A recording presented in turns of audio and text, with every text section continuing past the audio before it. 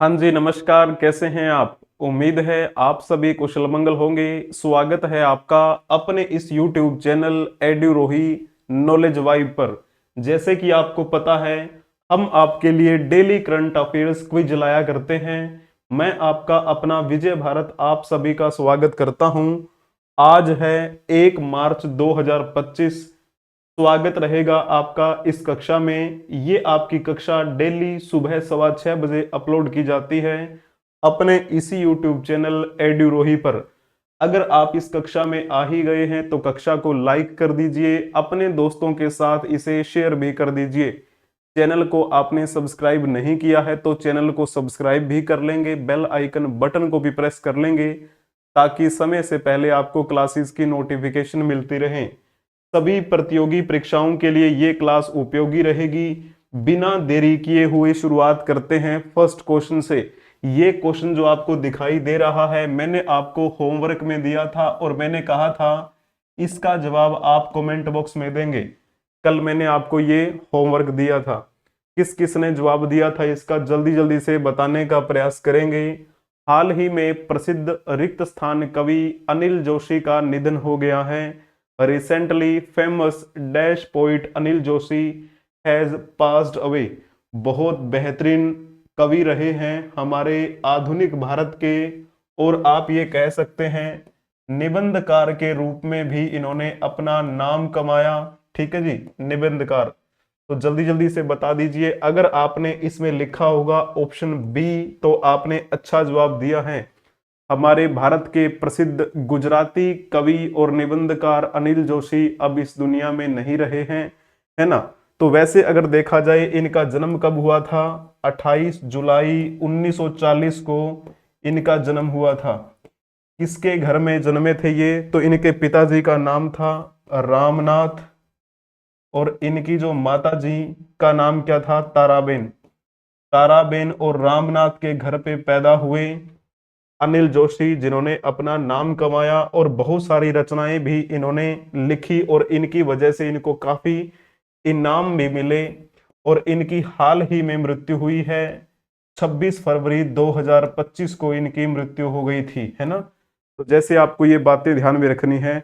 और कहा जाता है कि इनकी जो शादी थी किसके साथ हुई थी? यहां पर ये चेहरा आप देख पा रहे होंगे।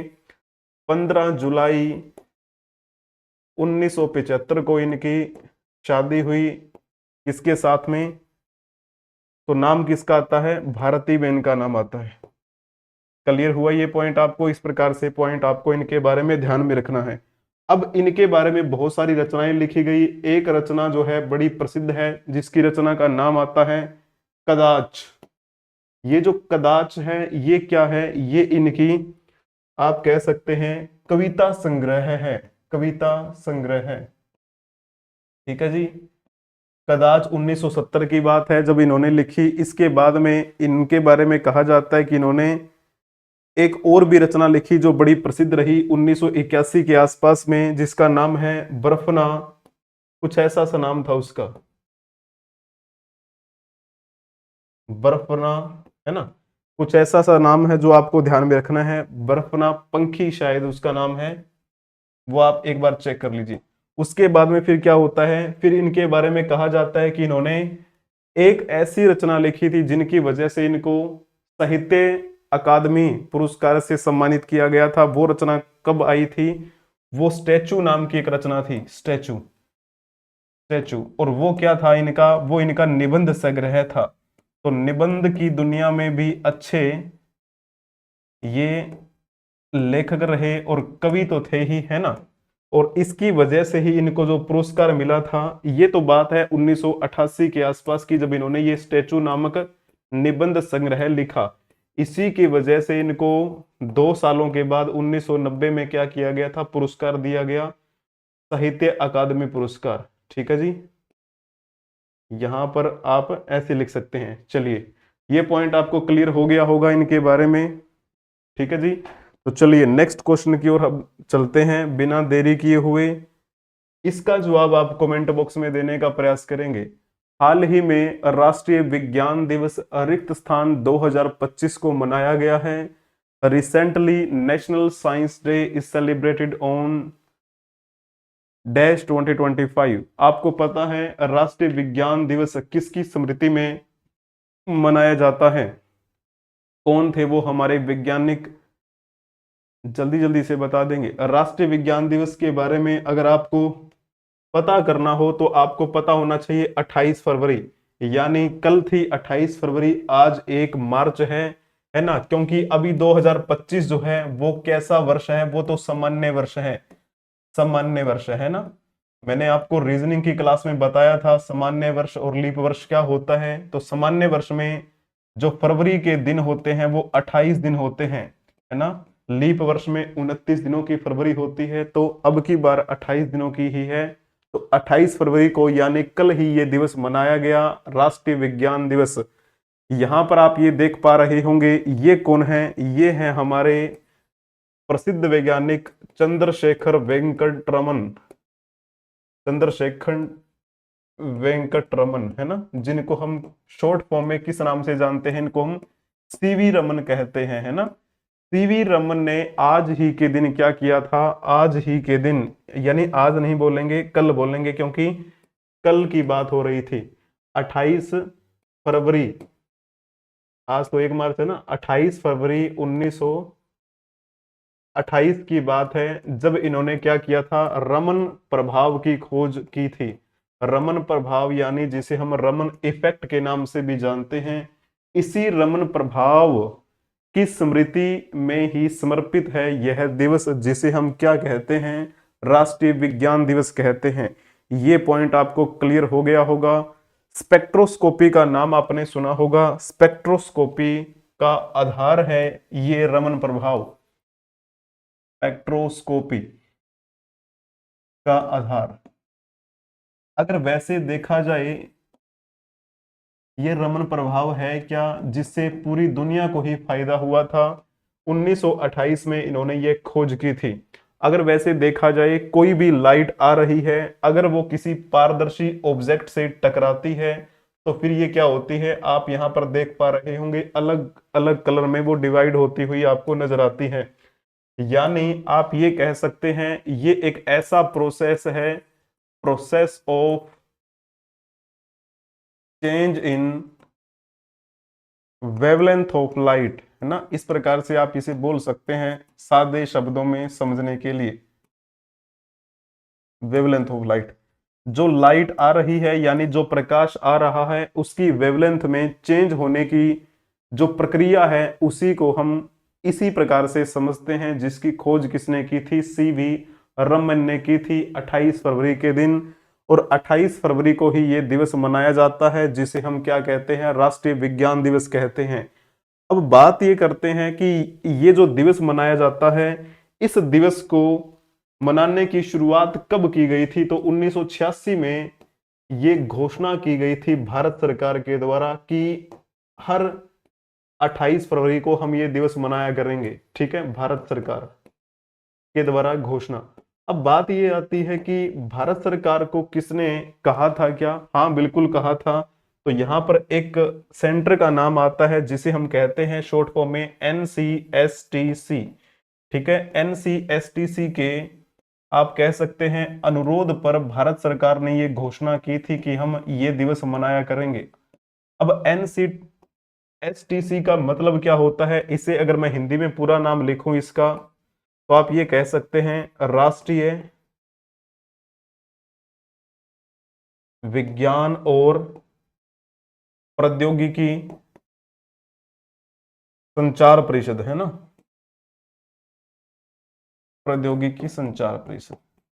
तो इसी के द्वारा क्या किया गया था?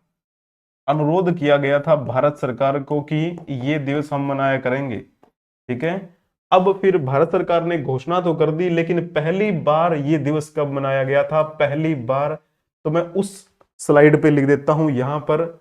ठीक है ना, घोषणा 1986 में हुई, पहली बार ये दिवस कब मनाया गया?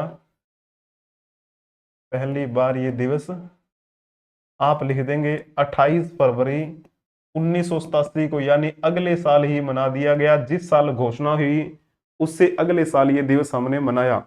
तो ये पॉइंट यहां तक आपको क्लियर हो गया होगा। 28 फरवरी 1928 को इन्होंने रमन इफेक्ट की खोज की थी। और इनके जो साथी कौन रहे थे रमन इफेक्ट की खोज करने में, तो एक नाम आता है, शायद आपने नाम सुना होगा, के एस कृष्णन, ऐसा कुछ नाम था, जो कि इनके सहयोगी रहे थे रमन इफेक्ट की खोज करने में। ठीक है, तो ये पॉइंट आपको पता होना चाहिए। अब ये बात करते हैं, ये जो इन्होंने रमन प्रभाव की खोज की थी 28 फरवरी 1928 को, इसी को ध्यान में रखते हुए इनकी ये जो खोज रही बड़ी महत्वपूर्ण रही पूरे विश्व के लिए। तो 1930 में इनको क्या मिला, नोबेल पुरस्कार से इनको सम्मानित किया गया। नोबेल पुरस्कार इनको कब मिला, 1930 में मिला।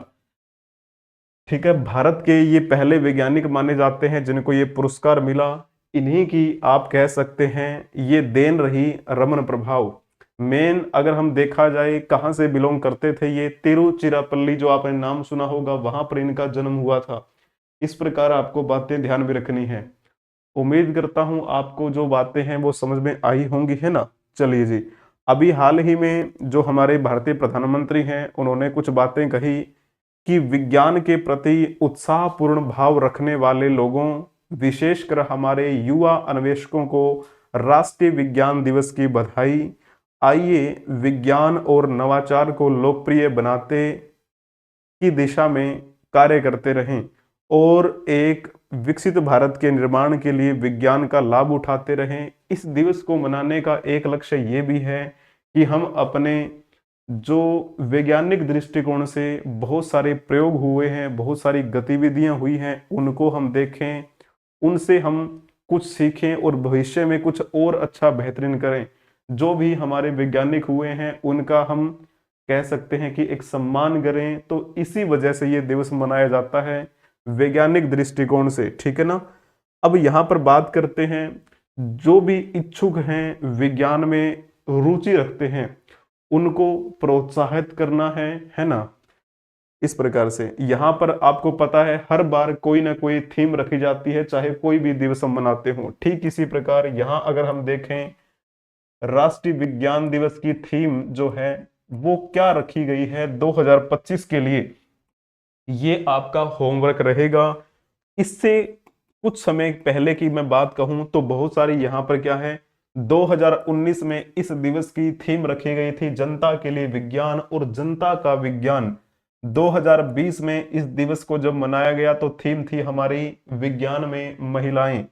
2021 में जब ये दिवस मनाया गया, शिक्षा कौशल और कार्य पर STI का प्रभाव क्या है, ये हमारी थीम थी। 2022 में थीम थी हमारी सतत भविष्य के लिए समेकित दृष्टिकोण। 2023 में थीम रखी थी हमने वैश्विक कल्याण के लिए वैश्विक विज्ञान। 2024 में थीम थी हमारी विकसित भारत के लिए स्वदेशी प्रौद्योगिकी। बहुत अच्छी बात है, बहुत ही प्यारा सा ये थीम एक विषय रहा 2024 में। अब आपको बताना है कि 2025 में अभी हमने हाल ही में बनाई है, ठीक है ना, इस दिवस को मनाने की हमने बात की। ठीक है, 28 फरवरी को ये दिवस मनाया जाता है। तो आपको बताना है 2025 की थीम क्या रही, कमेंट में बताएंगे। ठीक है जी, चलिए जी नेक्स्ट क्वेश्चन की ओर प्रस्थान करते हैं हम।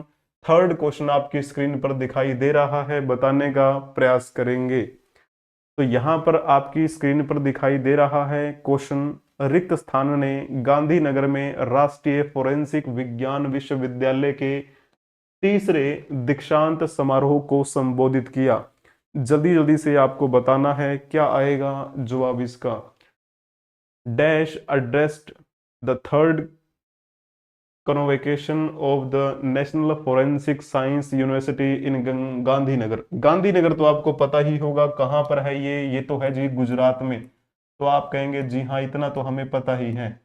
तो गुजरात में एक यूनिवर्सिटी है राष्ट्रीय फोरेंसिक विज्ञान विश्वविद्यालय, इंग्लिश में कहते हैं इसे हम नेशनल फोरेंसिक साइंस यूनिवर्सिटी, यानी सिंपल सादे शब्दों में कहें तो NFSU के नाम से इसे जानते हैं हम, NFSU गांधीनगर। तीसरा दीक्षांत समारोह हुआ और उसमें हमारी श्रीमती द्रौपदी मुर्मू जो है राष्ट्रपति, वो गई हुई थी। ठीक है ना।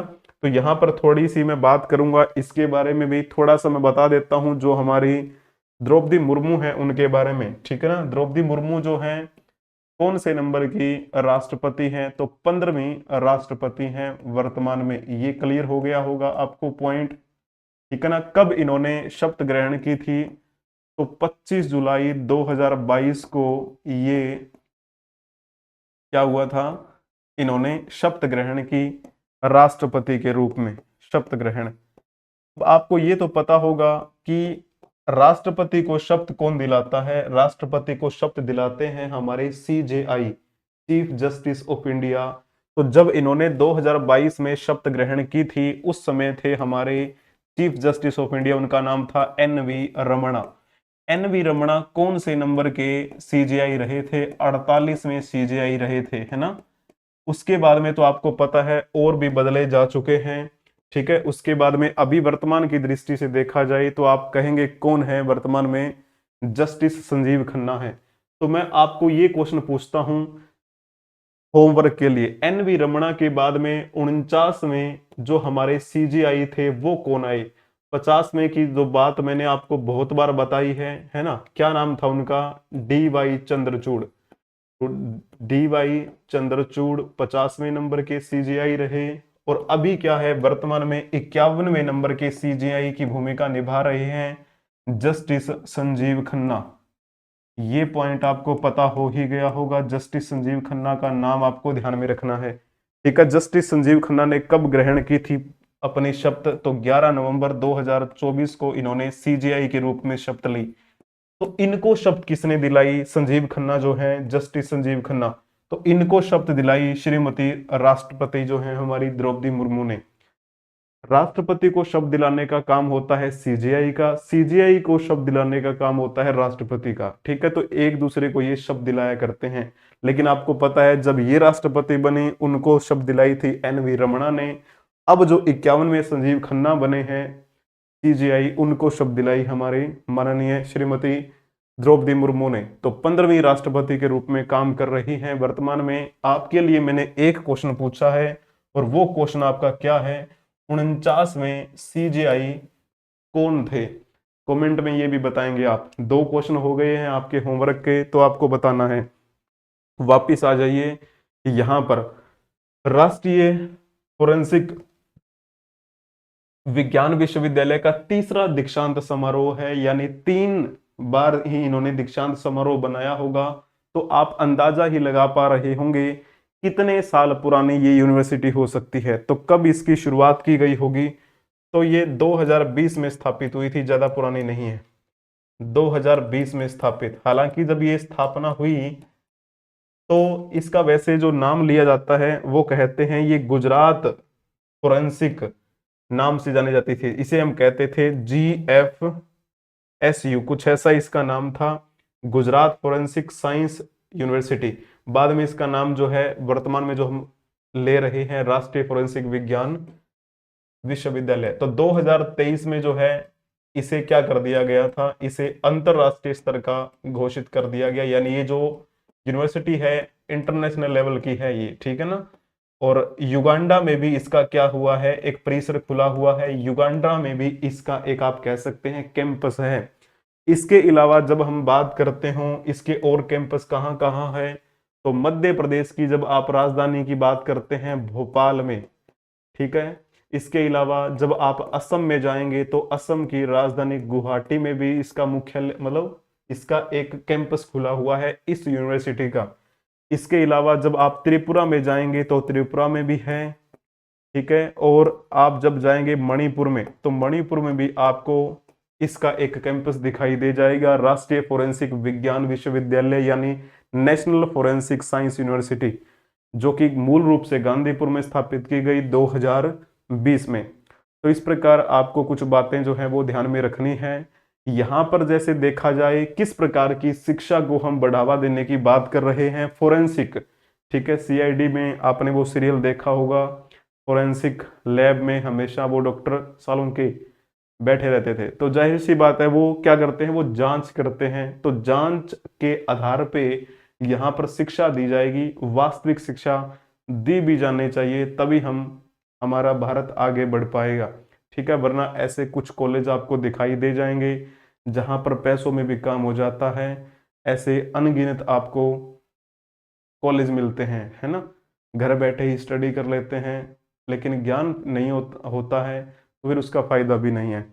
तो इस प्रकार से हालांकि इसका जो एम है, इसका जो उद्देश्य है वो तो बड़ा ही प्यारा है। जो भी हमारे युवा वर्ग हैं उनको वैज्ञानिक दृष्टिकोण से संबंधित बातें बताना, उनको समझाना, ठीक है। अगर उनका इंटरेस्ट है इस क्षेत्र में, वैज्ञानिक दृष्टिकोण को वो अपनाना चाहते हैं, तो उनको और मोटिवेट करना, ठीक है ना। तो इस प्रकार ये जो इनका क्या है, लक्ष्य रखा हुआ है। चलो जी, अब हम क्या बात करेंगे, यहाँ पर गुजरात की बात हुई है। गुजरात के गांधीनगर में ये यूनिवर्सिटी थी, ठीक है ना। अब यहाँ पर ये जो कार्यक्रम हुआ, यानी जो तीसरा दीक्षांत समारोह हुआ, उसमें हमारी श्रीमती द्रौपदी मुर्मू जो हैं वो भी आई हुई थी। इनके साथ साथ में गुजरात के जो हमारे गृह राज्य मंत्री है ना, वो भी आए हुए थे। गृह राज्य मंत्री का जो नाम है, क्या आप बता सकते हैं कमेंट में? तो यहां पर आप बता दीजिए क्या आएगा। उनका नाम है, गृह राज्य मंत्री भी आए हुए थे, नाम है उनका हरीश सांघवी। हरीश सांघवी ऐसा उनका कुछ नाम है जो आपको ध्यान में रखना है।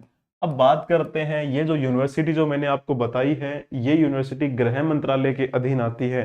गृह मंत्रालय यानी हमारा राष्ट्र एक घर है, उस घर को संभालने के लिए एक, आप कह सकते हैं, गृह मंत्रालय बना हुआ है। सिंपल सादे शब्दों में कहें तो ये राष्ट्रीय स्तर की है, तो इस वजह से गृह मंत्रालय के अधीन आती है यूनिवर्सिटी। तो ये पॉइंट आपको पता होना चाहिए। जब हम बात करते हो इस गुजरात के बारे में, इस कार्यक्रम में यहाँ के जो सीएम हैं भूपेंद्र रजनीकांत पटेल, वो भी शामिल हुए थे, ठीक है। और वहाँ के जो गवर्नर हैं आचार्य देवव्रत, वो भी शामिल हुए। तो ये जो मैंने आपको तीन नाम बताए हैं, हरीश सांघवी और भूपेंद्र भाई पटेल और आचार्य देवव्रत, ये शामिल हुए उस कार्यक्रम में, और साथ में ये भी थे।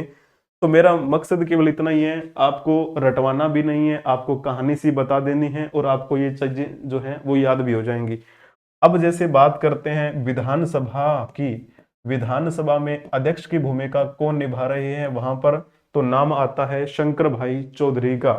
लेकिन जब हम बात करते हैं विधानसभा यानी गुजरात विधानसभा में उपाध्यक्ष की भूमिका कौन निभा रहे हैं, तो नाम आएगा जेठाभाई अहीर का।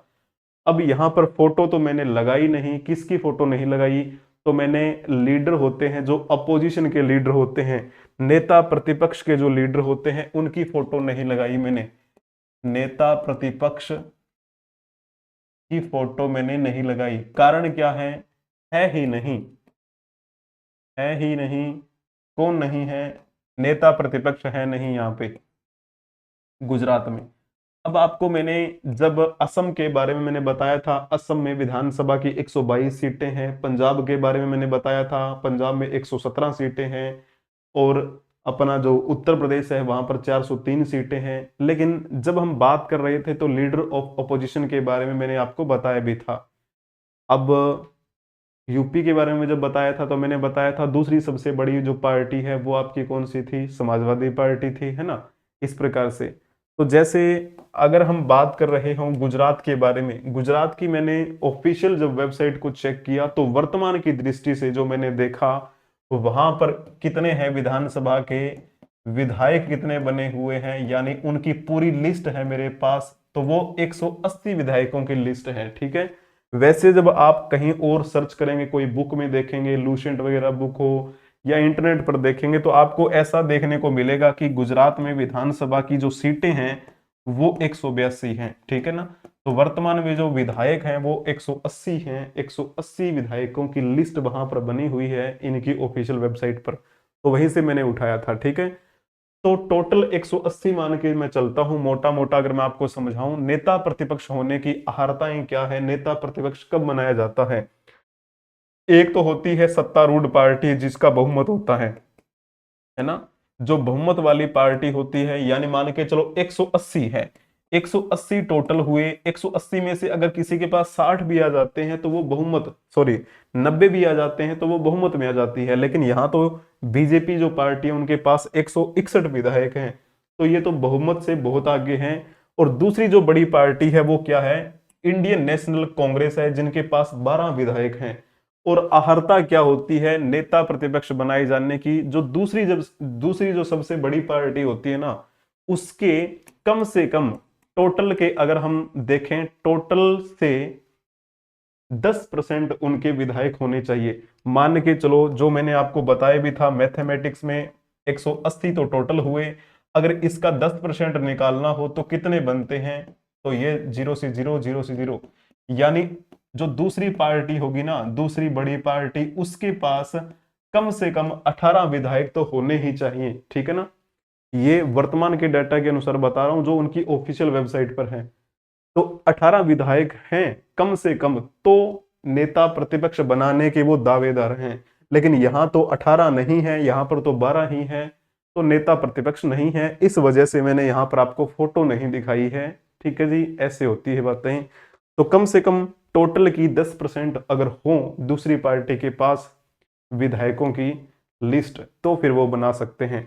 उसके बाद में यहाँ पर आम आदमी पार्टी के देखेंगे तो 4 विधायक आपको देखने को मिलेंगे। इंडियन ने IND इंडिपेंडेंट जो है वो 2 है, समाजवादी पार्टी 1 है। 12 4 16, 16 और 2 18, एक 19, 19 और एक 20। ठीक है, 20 और 160, 180 हो गए है ना। तो 180 जो ये डाटा है ये ऑफिशियल डाटा यानी वर्तमान की कंडीशन के आधार पे है। लेकिन मैंने कई जगह चेक किया था 182 था। वो जैसे ही थोड़ी थोड़ी जानकारी अच्छे से मिलेगी तो वो मैं आपको समझाऊंगा। लेकिन वर्तमान की दृष्टि से ये क्राइटेरिया है, कौन क्या है, ठीक है, ये है वर्तमान में। तो चलिए, जैसे भी कोई अपडेट आएगी मैं आपको जरूर बताऊंगा इसके बारे में क्या कहानी रहती है और इसके आगे पीछे की। ये वहां के क्या हैं आपको दिखाई दे रहे होंगे, कन्हू भाई पटेल, जिनके बारे में मैंने आपको बताया भी था। कन्हू भाई पटेल के बारे में कुछ दिन पहले मैंने आपको बताया था, ये वहां के वित्त मंत्री हैं। ठीक है, इन्होंने बजट पेश किया था 21 फरवरी 2025 को, और ये डिजिटली पेश किया था इन्होंने। आजकल डिजिटलाइजेशन की बात हो रही है जगह जगह पर, यह देख लीजिए यहाँ पर आजकल सब कुछ डिजिटलाइजेशन हो रहा है। ये वहां की विधानसभा का जो सत्र है जो चल रहा था उसकी बातें मैंने आपको बताई हैं। अब चलो जी, नेक्स्ट क्वेश्चन आपकी स्क्रीन पर दिखाई दे रहा है, बताने का प्रयास करेंगे। संयुक्त राष्ट्र में भारत के स्थायी प्रतिनिधि रिक्त स्थान ने संयुक्त राष्ट्र सुरक्षा परिषद में सुधार का आह्वान करते हुए कहा कि इस मंच पर बदलाव की मांग स्पष्ट और जरूरी है। भारत की तरफ से बहुत बार ये कहा गया है UNSC में बदलाव होना चाहिए, है ना। UNSC का मतलब क्या होता है, यूनाइटेड नेशन सिक्योरिटी काउंसिल, है ना। यहाँ पर आप देख सकते हैं। तो इस प्रकार से UNSC में परमानेंट क्या हो जाना चाहिए, थोड़ा बदलाव होना चाहिए। इन्होंने कहा है कि लगभग 80 साल हो चुके हैं, कोई परिवर्तन इसमें नहीं आया, तो आप इसमें परिवर्तन कीजिए। किसने कहा था, हमारे भारत के स्थायी प्रतिनिधि कौन है संयुक्त राष्ट्र में, तो नाम आएगा पर्वता नेनी हरीश का। क्लियर हो गया पॉइंट। बाकी ऑप्शन के बारे में मैं आऊंगा, उससे पहले थोड़ा सा समझ लेते हैं इनके बारे में। UN के बारे में तो आप बखूबी जानते होंगे, जिसे हम यूनाइटेड नेशंस के नाम से जानते हैं।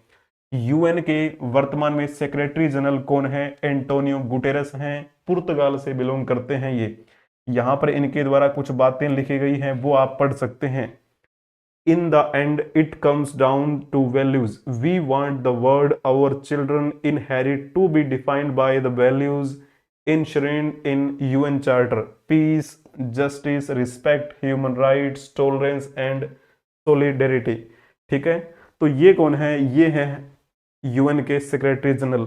जब हम इस UN की बात करते हैं तो इस UN की जब शुरुआत हुई थी 1900, कब की बात है, 45 की। 1945 में इसमें कितने सदस्य हुआ करते थे UN के सदस्य, तो आप कह सकते हैं ओरिजिनल 51 मेंबर स्टेट्स हुआ करते थे। लेकिन वर्तमान की दृष्टि से अगर देखा जाए तो वर्तमान में ये जो मेंबर स्टेट्स हैं वो बढ़ चुके हैं और 193 यानी 193 सदस्य देश हैं UN के।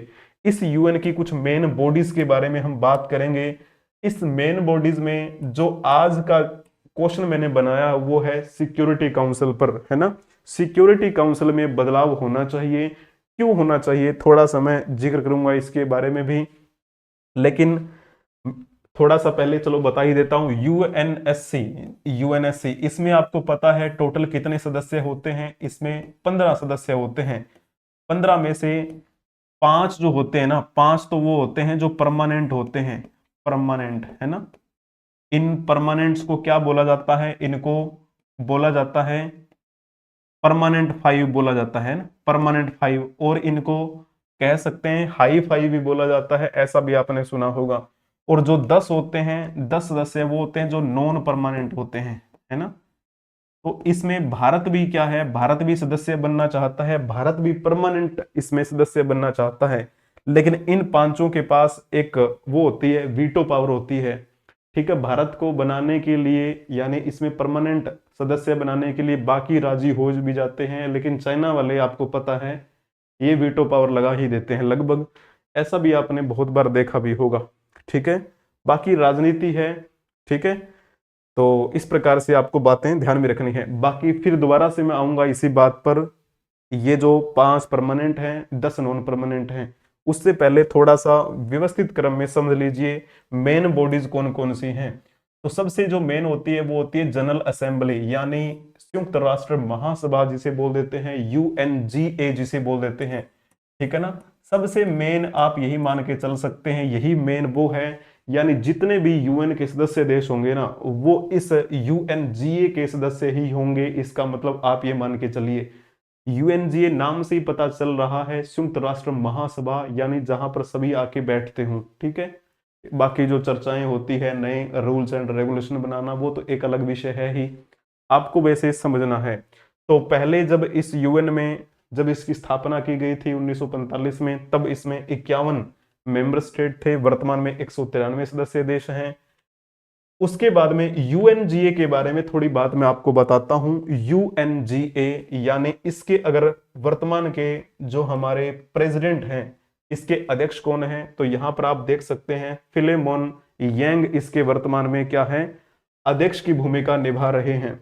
लेकिन जब ये बात करते हैं कहां से बिलोंग करते हैं, तो एक देश आपने नाम सुना होगा, कैमरून एक देश का नाम आता है, कैमरून देश के हैं ये।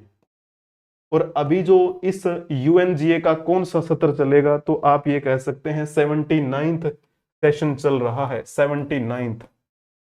ठीक है ना, 79th सेशन के लिए अध्यक्ष बनाया गया है इनको, जो कि कहां से बिलोंग करते हैं, फिलिमन येंग कैमरून देश से बिलोंग करते हैं।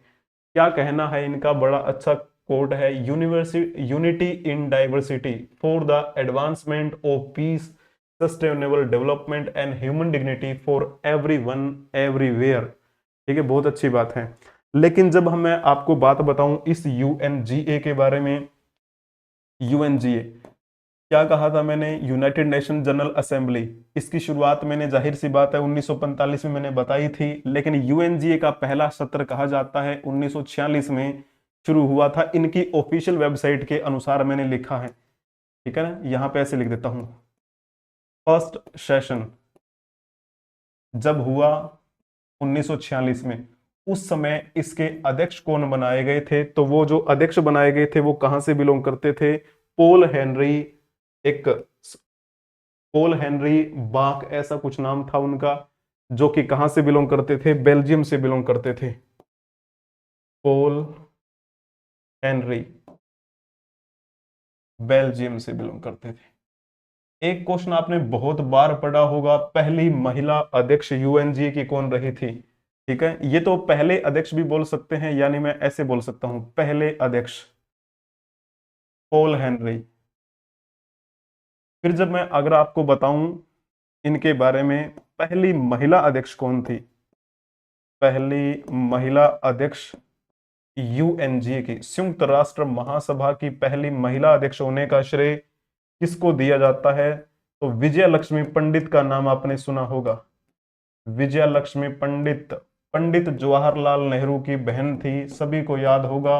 और ये वैसे अगर मोटे तौर पर देखा जाए तो ये कौन से नंबर की अध्यक्ष रही थी, तो ये अध्यक्ष रही थी 8वीं अध्यक्ष। वैसे तो महिला के तौर पे पहली अध्यक्ष थी, और वैसे काउंटिंग के आधार पे देखा जाए तो यूएनजीए की 8वीं अध्यक्ष थी विजया लक्ष्मी पंडित। और ये कब की बात है, ये बात है 1953 के आसपास की। है जो पॉल हेनरी आपको दिखाई दे रहे हैं, स्पॉक है ना, ये पहले थे। पहली महिला अध्यक्ष के रूप में देखा जाए तो विजय लक्ष्मी पंडित का नाम आता है। वर्तमान के बारे में तो मैंने बता ही दिया, वर्तमान में कौन सा सेशन चल रहा है, 79th सेशन के लिए चल रहा है। तो नाम मैंने बता दिया है, कहां से बिलोंग करते हैं, कैमरून देश से बिलोंग करते हैं, फिलिमन यंग। हो गया बातें क्लियर, चलिए जी। उसके बाद में ये तो बातें हुई यूएनजीए के बारे में। क्वेश्चन मैंने आपसे पूछा था किसके बारे में, यूएनएससी के बारे में। भारतीय जो स्थायी प्रतिनिधि हैं वहां पर उन्होंने कहा कि इसमें बदलाव होना चाहिए, 80 साल हो गए हैं, लेकिन वर्तमान की जो पृष्ठभूमि है इसके आधार पर इसमें परिवर्तन होना चाहिए।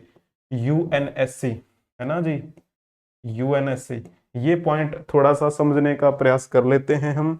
इस यूएनएससी में थोड़ा मैंने आपको समझा भी दिया, कितने सदस्य मैंने आपको बताए। इसमें टोटल तो 15 सदस्य देश होते हैं, टोटल 15। इनमें से 5 वो होते हैं जो परमानेंट है, यानी जो 5 हैं स्थायी होते हैं। 10 वो होते हैं जो क्या होते हैं, अस्थायी होते हैं। और ये जो अस्थायी सदस्य देश होते हैं इनका जो आप कह सकते हैं टाइम कितना होता है, 2 साल तक का इनका टाइम होता है। 2 साल के बाद नए देश इसमें क्या होते हैं, शामिल होते जाते हैं। ये परमानेंट क्या है, बने ही रहते हैं। ठीक है, इसमें तो आपको पता ही होगा कौन कौन से देश आते हैं। 5 स्थायी सदस्य देश कौन कौन से हैं। एक तो आप कह सकते हैं रूस का नाम आता है, चीन का नाम आता है, रूस, चीन, फ्रांस।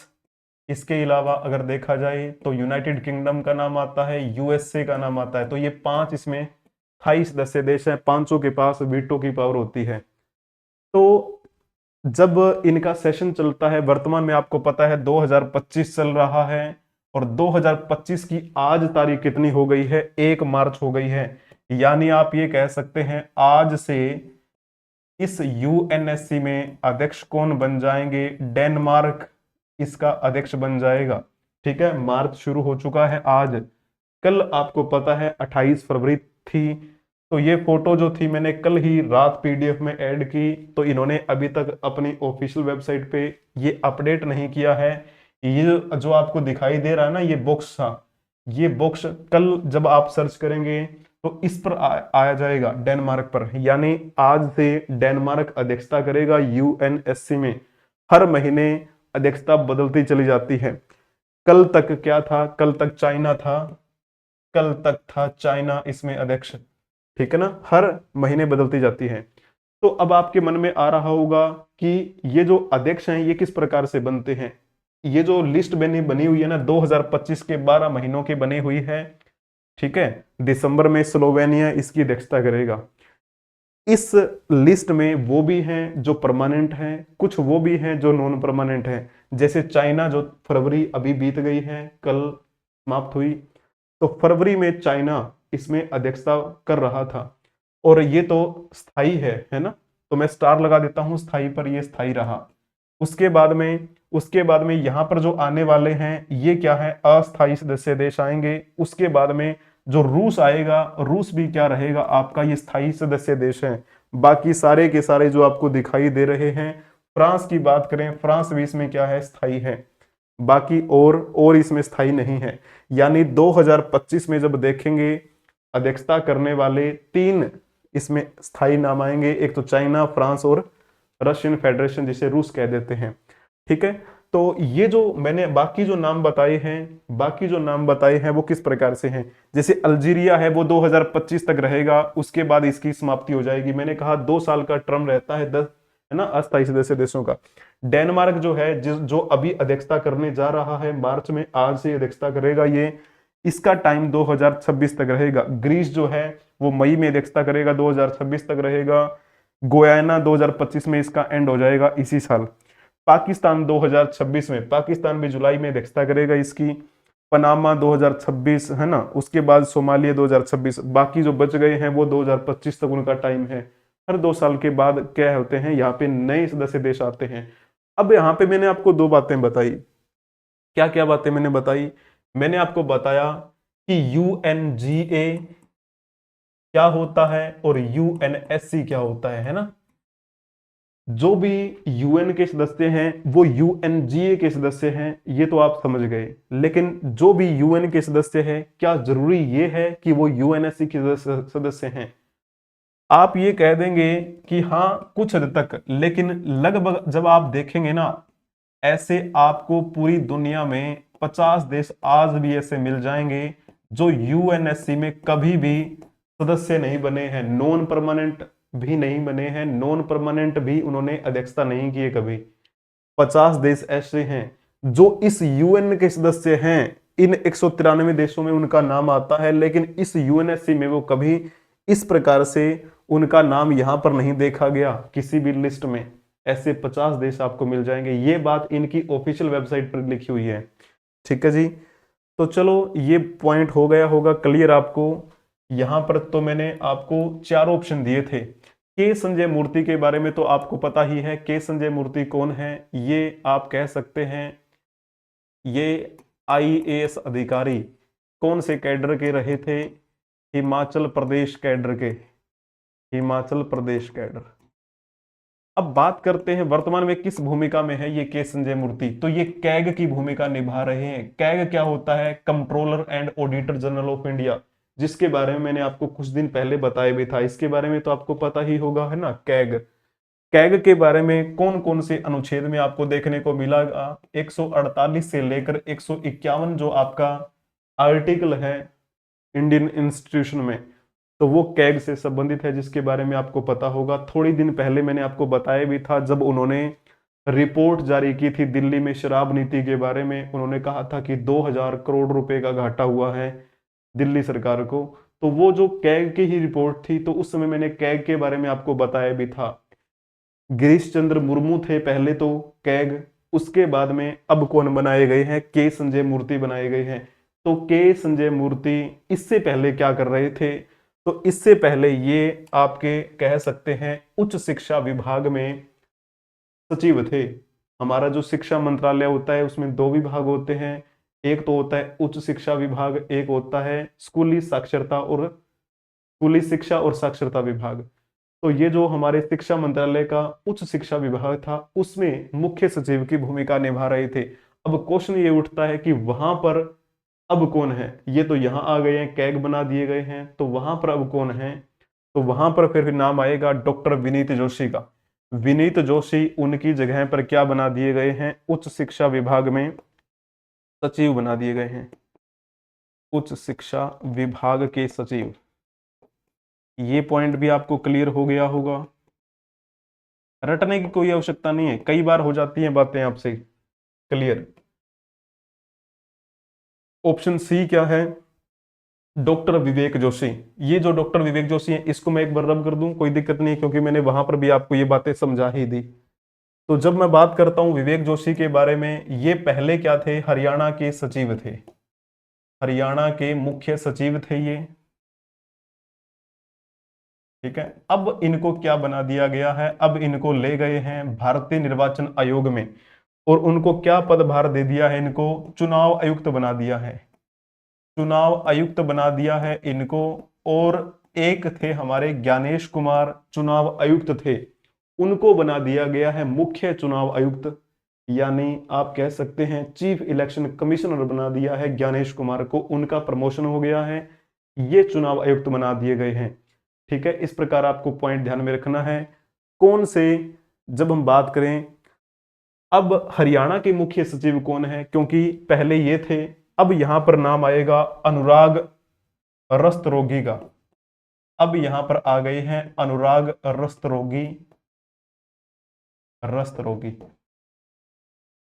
रस्तोगी है, सच में रस्तोगी नहीं है, सॉरी, रस्तोगी है ना। इस प्रकार से नाम आपको ध्यान में रखना है। अब मैंने आपको कहा था कि आपकी वीकली करंट अफेयर्स की कक्षा होती है। वीकली करंट अफेयर्स हर संडे को होता है, कल संडे ही है। कल वीकली करंट अफेयर्स में जब हम बातें कवर करेंगे, तो मैं आपको अनुराग रस्तोगी के बारे में थोड़ी ज्यादा जानकारी दूंगा कि किस प्रकार से इन्होंने 2 बार हरियाणा के मुख्य सचिव के रूप में यहां पर एंट्री की है। तो वो मैं आपको डिटेल में बताऊंगा। हालांकि यहां पर आपको बताने की आवश्यकता है नहीं, डेली करंट अफेयर्स में कुछ बातें जो छूट जाती हैं वो हम वीकली करंट अफेयर्स में कवर कर जाते हैं। तो आपको चिंता करने की कोई भी ऐसी आवश्यकता है नहीं, है ना। तो बने रहिएगा हमारे साथ, कल वाली लाइव क्लास में सुबह 7:15 बजे मिलेंगे हम। ये क्वेश्चन जो आपको दिया गया है ये आपका होमवर्क रहेगा, इसका जवाब आपको कमेंट बॉक्स में देना है। हाल ही में रिक्त स्थान भारत के अंतरराष्ट्रीय नृत्य और संगीत महोत्सव का आयोजन किया गया है। Recently dash Indian international dance and music festival has been organised. जब हम बात करते हैं इस कार्यक्रम में कौन कौन शामिल हुए थे, तो यहां पर मैं बता देता हूं, हमारे जो दिल्ली के उपराज्यपाल हैं विनय कुमार सक्सेना इस समारोह में शामिल हुए। लेकिन इसका जवाब आपको कमेंट बॉक्स में देना है। इसके साथ साथ में हमारे जो विदेश मंत्री हैं सुब्रमण्यम जयशंकर, वो भी इस कार्यक्रम में शामिल हुए थे। आपको केवल इतना बताना है कि ये जो कार्यक्रम है कौन सा कार्यक्रम था, कौन से नंबर का ये महोत्सव रहा है, 10वां, 11वां, 12वां, 13वां। ये उस कार्यक्रम की फोटो है ना। शायद आपको दिख ना जाए, इस फोटो में दिखा भी हुआ है। चलिए जी, तो उम्मीद करता हूं आपको आनंद आया होगा इस कक्षा में। कक्षा को लाइक कर दीजिए, अपने दोस्तों के साथ इसे शेयर भी कर दीजिए। चैनल को सब्सक्राइब नहीं किया है तो चैनल को सब्सक्राइब भी कर लेंगे, बेल आइकन बटन को भी प्रेस कर लेंगे ताकि समय से पहले आपको क्लासेस की नोटिफिकेशन मिलती रहे। वीकली करंट अफेयर्स की कक्षा कल है, लाइव मिलेंगे हम। आ जाना सभी। हफ्ते भर में जितनी भी बातें जो हमने डेली करंट अफेयर्स के माध्यम से कवर की हैं, उनमें से कुछ बातें जो छूट गई हैं, जो क्वेश्चन छूट गए हैं, वो हम वहां कवर करेंगे। तो आपके मन में आ रहा होगा, क्या हम वीकली करंट अफेयर्स से ही काम चला सकते हैं, डेली करंट अफेयर्स की क्लास हमें करने की आवश्यकता नहीं है? तो ऐसा बिल्कुल भी नहीं है। मैंने आपको पहले ही कह दिया था, जो हम डेली करंट अफेयर्स की कक्षा में कवर करते हैं वो मैं वीकली करंट अफेयर्स की कक्षा में आपको कंप्लीट नहीं करवाता हूं। कुछ बातें जो यहां से बच जाती हैं वो हम वीकली करंट अफेयर्स में कवर करते हैं।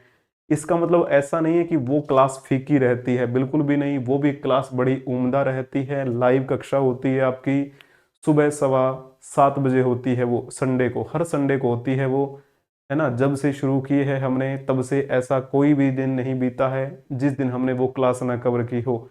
और ये जो डेली क्लास कवर होती है आपकी, वो डेली सुबह 6:15 होती है।